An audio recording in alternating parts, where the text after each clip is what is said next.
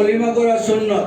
রাসূল পাক সাল্লাল্লাহু আলাইহি ওয়াসাল্লাম জয়নব বিনতে জাহাশ নিজে যে বিয়ে করতেন, সেই বিয়েতে গোশত রুটি দিয়া অলিমা করার কারণে উনি ফিতনায় পড়েছেন। বলেন নাউজুবিল্লাহ। মুসা আলাইহিস সালাম 30 দিনের জন্য তুর পাহাড়ে গেছিলেন।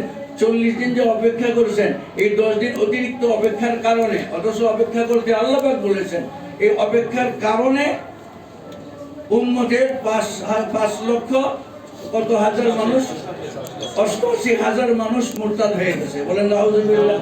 এখন মুসা আলাইহিস সালামের সমালোচনা করবেন, রাসূল পাক সাল্লাল্লাহু আলাইহি ওয়াসাল্লামের সমালোচনা করবেন, সাহাবায়ে কেরামের সমালোচনা করবেন, হক্কানি উলামায়ে কেরাম তো উম্মতের সামনে গিয়ে সেগুলি স্পষ্ট করতে বাধ্য হবে। ওনার এই তাকরীরগুলো, ওনার এই বক্তব্যগুলোকে নিয়ে যখন দারুল দেওবন্দে যাওয়া হয়েছে, তখন দারুল দেওবন্দের ফতোয়া বিভাগ থেকে ওনার বিরুদ্ধে যে ফতোয়া দেওয়া হয়েছে যে উনি সত্য থেকে বিচলিত হয়ে যাচ্ছেন, সেই ফতোয়াটা এখনো অব্যাহত আছে।